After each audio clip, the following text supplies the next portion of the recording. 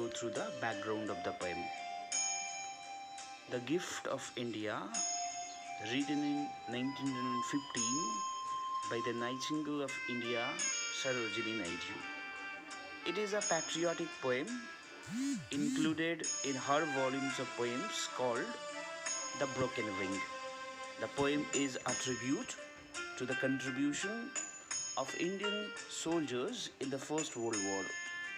Over 10 lakh Indian soldiers from the British Indian Empire served in the Allied forces in the First World War. Vast number of them sacrificed their lives. They fought in different locations of significance to the Allied stronghold and had an important share in many of the battles throughout the course of the war. However, unfortunately, the contribution of the Indian soldiers is overlooked in the vast expanse of the war's history. Let's try to understand the form and structure of the poem. The poem, The Gift of India, is divided into 4 stanzas, each of 6 lines. Each of the stanzas have 6 lines, where the first 2 lines introduce either an idea or create a picture. The next 2 lines build up on them, and the final 2 present a sort of small conclusion for the stanza. It has a simple and elegant rhyme scheme of AA, BB, CC. The poem is narrated in first person narrative, where the speaker is Mother India. Let us discuss the overall theme of the poem. The poem, The Gift of India, portrays the selfless sacrifices of the Indian soldiers for the Western agitation. The poem focuses on the valuable contribution that the Indian soldiers made to live up to their commitment to the Allied forces during the First World War.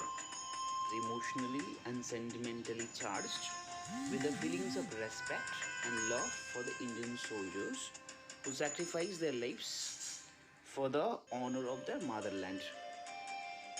So, in a way, the poem both laments the sacrifice of the brave hearts and celebrate the dauntless nature of the Indian soldiers.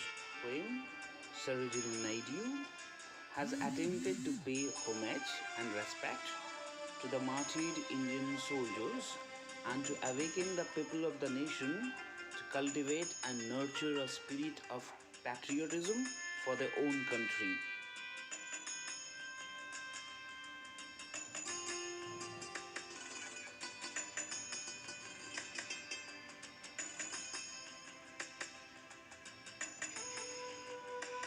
To the stanza-wise analysis of the poem.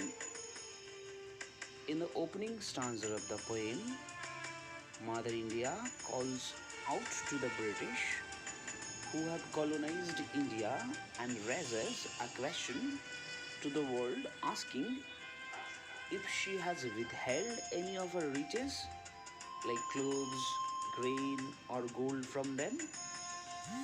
This is a kind of rhetoric question that Mother India raises in front of the foreign power.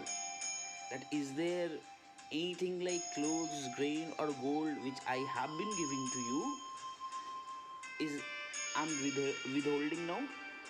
She asks if she has denied any form of sacrifice to the world that was needed for a better tomorrow. She has promptly given away the courageous sons of the nation. She calls her priceless treasures to the Eastern and Western countries without any hesitation to honor her international commitments to ensure harmony in the world. She talks of her brave sons who have readily accepted every challenge that came their way to cater to the global commitments, as a result of which they are lying buried in foreign soils. Mother India agreed to send the Indian soldiers to the land of chaos, death, and destruction to protect the nation's integrity and prestige. She has given up the sons born out of her womb to the world for the sake of the country's esteem and commitments in the First World War. Second stanza. Mother India laments the death of the heroic sons who fought in the war with the utmost valor and zeal and are now lying buried in their graves in foreign lands like pearls in their shells. Over 1 million Indian troops from Britain colonial empire had served the British army in the First World War, out of which around 75,000 soldiers died in foreign lands.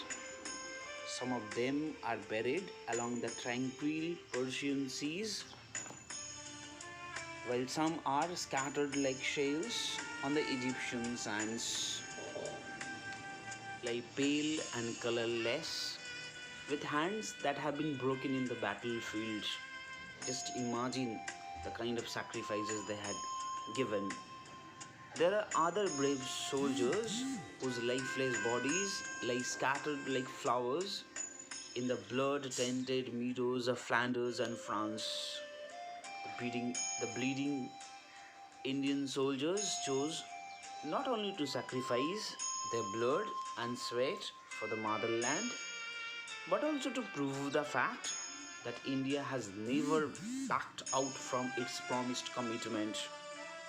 The selfless sacrifice of the Indian soldiers show that India has always lived up to its expectations by proving its loyalty to its global allies, and it holds true, we know very well, even in the present scenario.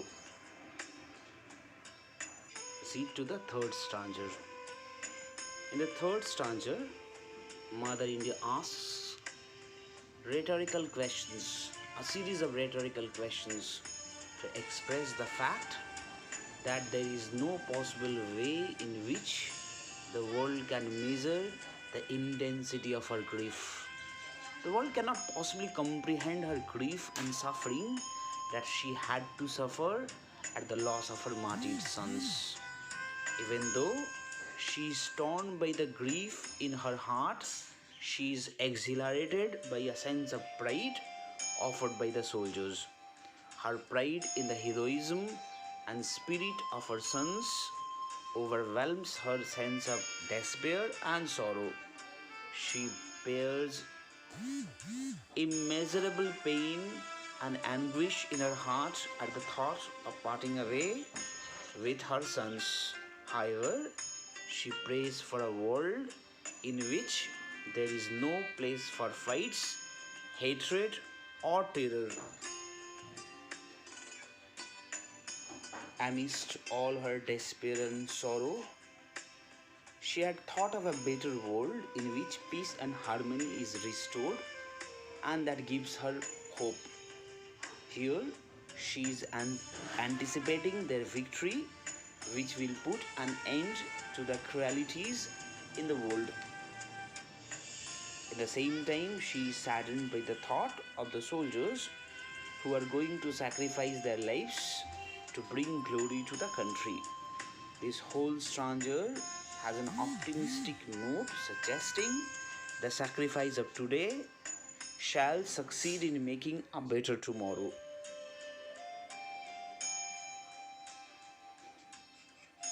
Now let us proceed to the fourth and final stanza of the poem.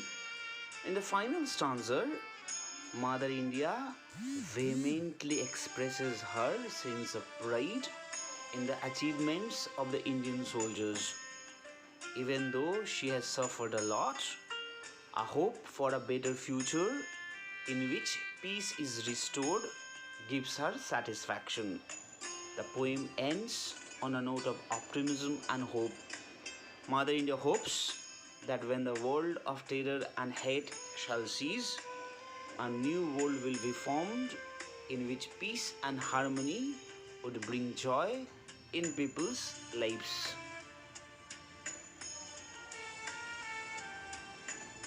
Mother India expects the world to respect and remember the soldiers, Indian soldiers, who fought bravely in the wars and sacrificed their lives for a peaceful future. She also hopes that the contribution of the Indian soldiers will be recognized by the world. She wants people to pay their homage and gratitude to the soldiers so that they can be immortalized in the history of the world for their valor and heroism. She particularly emphasizes on the expression on the remark anvils of peace and the dauntless rank with which Indian soldiers fought for the purpose of the foreign powers.